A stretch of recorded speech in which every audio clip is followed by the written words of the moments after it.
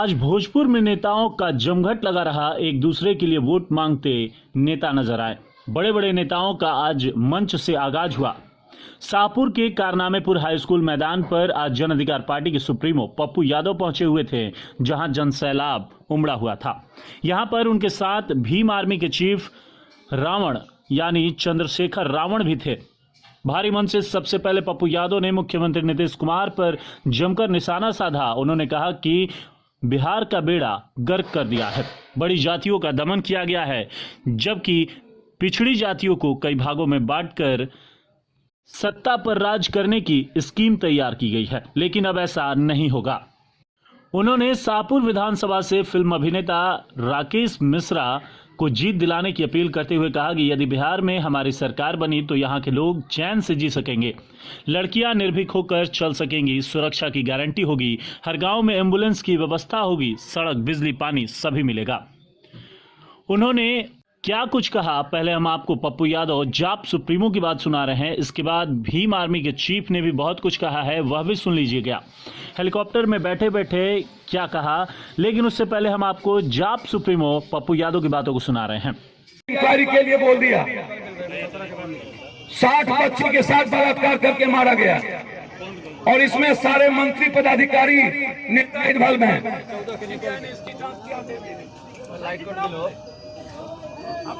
होगा और अकेला पप्पू यादव 300 किलोमीटर चला और वो सारी बच्ची गरीबों की बेटी थी। सेंटर हाउस में सदन नहीं चलने दिया, अकेला हम और रंजीत रंजन।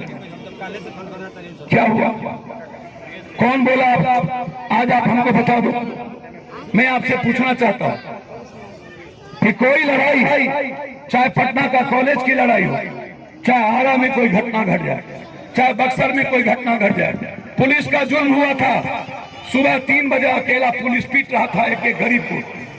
कौन आया? पप्पू यादव कहला गए, लालू यादव आए, लालू यादव का परिवार आया, नीतीश कुमार गए। यही नीतीश कुमार का मीटिंग था और उसके बाद नीतीश कुमार के जाने के बाद कितना जुल्म हुआ दलितों पर, आपको याद है?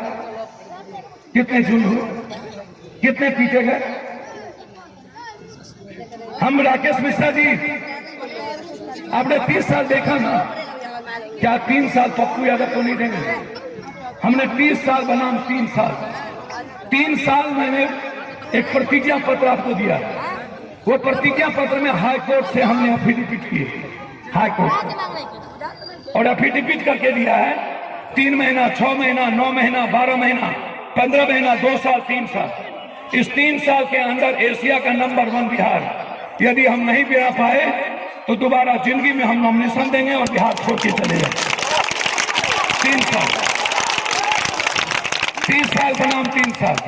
नीतीश कुमार से पूछिए, नीतीश जी क्या हुआ स्मार्ट सिटी का, क्या हुआ पटनागंज डब्बा बना दिए। नीतीश कुमार और नरेंद्र मोदी जी से पूछिए क्या हुआ 1,60,000 करोड़ जो पैकेज था। आप उनसे पूछिए क्या हुआ बिहार का विशेष राज्य और विशेष पैकेज। आप उनसे पूछिए क्या हुआ बिहार में मजदूरों का पलायन। जब पप्पू यादव 32 लाख मजदूर को लेके आए तो फिर वो मजदूर बिना स्किल के, उसको खाना नहीं मिला, लौट के चला गया। उनसे पूछिए जब पप्पू यादव रो के लाया फिर उसको आप रोजगार क्यों नहीं दिए। उनसे पूछिए बिहार के यूथ को रोजगार क्यों नहीं। 14 करोड़ यूथ बेरोजगार हो गए। इस दोनों के राज में सबसे ज्यादा पलायन, एक स्कूल नहीं बनी। इनसे पूछिए मनरेगा का फिक्स कहां है। इनसे पूछिए कल जल नल योजना कहां है। इनसे पूछिए 7 निश्चय योजना कहां है। इनसे पूछिए हरियाली यात्रा कहां है 24,000 करोड़। इनसे पूछिए बाढ़ से मुक्ति कब मिलेगी। इनसे पूछिए माफिया अपराधियों से मुक्ति कब मिलेगी। एनसीआर कहता है दुनिया में सबसे ज्यादा अपराध बलात्कार बिहार में। तो आपने जन अधिकार पार्टी के सुप्रीमो पप्पू यादव की बातों को सुन लिया। अब जरा हेलीकॉप्टर में बैठे रावण यानी चंद्रशेखर रावण जो भीम आर्मी के चीफ हैं, वह क्या कहते हैं और किस नजरिए से चुनाव को देखते हैं, उनकी भी बात को सुन लीजिए, सब कुछ क्लियर हो जाएगा। यादव के साथ आना क्या चुनौती या मजबूरी आपके लिए? जिम्मेदारी बिहार को संवारने की, बिहार को मजबूत बनाने की, बिहार के युवाओं को, गरीबों को सशक्त बनाने की, बिहार का पलायन रोकने की, बिहार में जो गुंडा माफिया राज उसको रोकने की जिम्मेदारी है। और पप्पू यादव नेता नहीं है, बेटा है। काम करता है, गरीबों के साथ चुनाव के समय नहीं, चुनाव के बाद भी खड़ा रहता है। ऐसे व्यक्ति को मौका मिलना चाहिए। आरक्षण की बात कर रही है बीजेपी और राजद, क्या कहेंगे? बीजेपी और राजद के ऊपर कोई टिप्पणी नहीं करना चाहता। उनका पुराना कार्यकाल है, देख लीजिए, 15 साल उनके और 15 नीतीश के।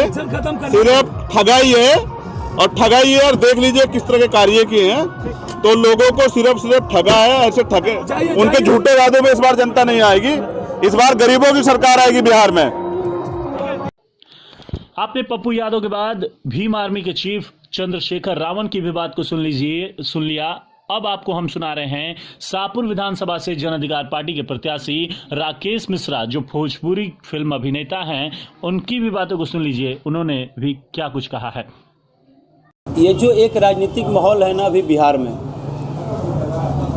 इसमें पता है क्या हुआ है मैटर? इसमें मैटर सच में जो आज पप्पू जी बोल के गए हैं ना, या जो सभा में बोले हैं, पोजीशन तो वहीं आ गया है कि अब बिहार के विकास में ना आपको टेस्ट मैच खेलने का टाइम नहीं है, ना आप वनडे खेल सकते। आपको बिहार को सुधारना है तो 2020 के अलावा कोई आपके पास ऑप्शन नहीं है। जिस तरह क्रिकेट में 2020 कम टाइम में ज़्यादा खेल आपको दिखाना है, उसी तरह बिहार के विकास में पप्पू यादव ने 2020 का फॉर्मेट अपनाया है, और ये फॉर्मेट एकदम सही है। साल में 2020 है, क्या लगता है कि इस बार 2020 का मैच जीत पाएंगे? देखिए, अब साल में 2020 है, 2020 के फॉर्मेट में जीत हार तो तुरंत ही पता चलती है, और इस बार का चुनाव भी 2020 ही हो गया है। कम समय में ज़्यादा काम। यादव और राकेश मिश्रा में हिम्मत कहाँ है कि हम किसी वर्ग में किसी को बांट देंगे? हमारे में हिम्मत नहीं है। चुनाव दल में नहीं है, दिल में। हाँ, वही बोल रहे हैं, चुनाव दिल में है, दल में नहीं है। चुनाव दल में हमारी हिम्मत नहीं है कि मैं शाहपुर को बांट दूँ। चुनाव दल में नहीं है। ये तो शाहपुर की बदकिस्मती कही है कि 20 साल से बटा रहा है, और बटा के ये लोग भीतर जा रहे हैं, और जो बांट रहा है उसका रोज 2 फॉर्च्यूनर नया आ रहा है। ये तो शाहपुर विधानसभा का बैड लक है। जाइए ना दिल्ली में महाराज, मैं तो खुल के बोलता हूँ, दिल्ली में जाइए। क्या नहीं था आपके पास? क्या नहीं था? पैसा था, पोजीशन था, पावर था, फ्रीडम था, सब कुछ था, लेकिन फिर भी जनता ने क्या किया? सर, ये जनता को बांटने से दिमाग ही लगाना छोड़ दीजिए।